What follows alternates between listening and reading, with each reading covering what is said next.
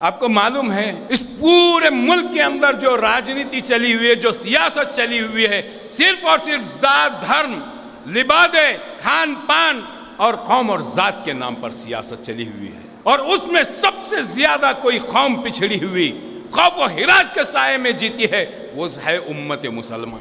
मुअज़्ज़िज़ भाइयों, क्या आपको एहसास नहीं है कि मुदस्सिर का कत्ल किया जाता है, फाजिल का कत्ल किया जाता है, वहीं परवीन का भी कत्ल होता है। हमें कंडम तो हर कोई करता है, लेकिन इस बात का ये मुझे पता नहीं, सीएम मुंबई साहब, क्या आपको इस बात का एहसास है, क्या आपको इस बात का इल्म है कि ये जो मुदस्सिर है, फाजिल है, ये क्या आपके ही रियासत का शहरी है? अगर ये शहरी है तो इसके साथ दोहरा रवैया क्यों?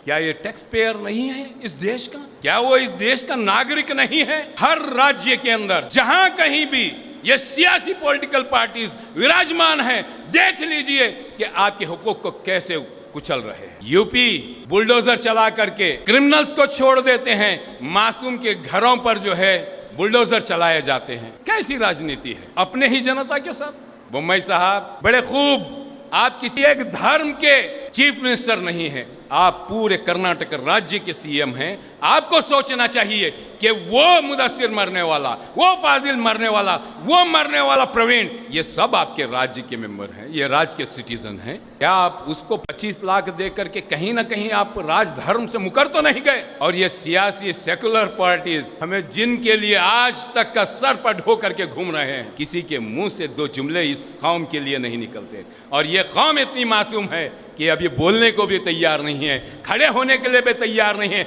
अपने हाथ को मजबूत करने के लिए भी तैयार नहीं है, अपने हुकूक की आवाज़ को बुलंद करने के लिए भी तैयार नहीं है, और अपने मासूम भाइयों को मरते हुए देखती है, अपनी बहनों को बिलबिलाती हुई इस्मतदरी करते हुए देखती है, और बेरोजगार नौजवान को बिलबिलाते देखती है, ज़ईफ को दवाएं मुयस्सर नहीं होती है। ऐसी हालत में भी आज भी हम गूंगे, बहरे और अपाहिज होकर के जी रहे। मुअज़्ज़िज़ भाइयों, क्या हमारी जिम्मेदारी नहीं है कि मेरे इस देश के संविधान ने क्या मुझे ये पावर नहीं दिया? कब तक का ये इन लोगों के लिए काम करते रहे आप? मैंने कई तुज्जार हजरात से मिले, कई दानिश्वर हजरात से मिले, इस शहर में, कई और शहरों में। उनके पास सिर्फ और सिर्फ हिकमत के नाम पर इस कौम को दगा देने के अलावा कुछ नहीं आया। कब तक का दगा दोगे भाई? कब तक का दगा दोगे? मैं गुजारिश करता हूं आपको, आइए हम ये प्लेटफॉर्म आपके हुकूक को लड़ने के लिए, आपके जो वंचित लोग हैं, जो मजलूम लोग हैं, उनके हुकूक को वापस इस मुल्क के संविधान के मुताबिक लड़ करके दिलाने के लिए खड़ा किया। आप समझते हैं इस मुल्क के हालात बदलते बदलते कहां पहुंच गए? अभी मुझसे पेशरो मुकर्रिर ने जो कहा, खान पीन के अशिया पर भी जीएसटी लगता है, जो कुदरती अजनास हैं उस पर जीएसटी लगाया जाता है। कितने दुख की बात है कि आपके निवाले मुंह से निवाला भी छीना जा रहा है, आपको रोजी रोजगार से भी महरूम किया जा रहा है।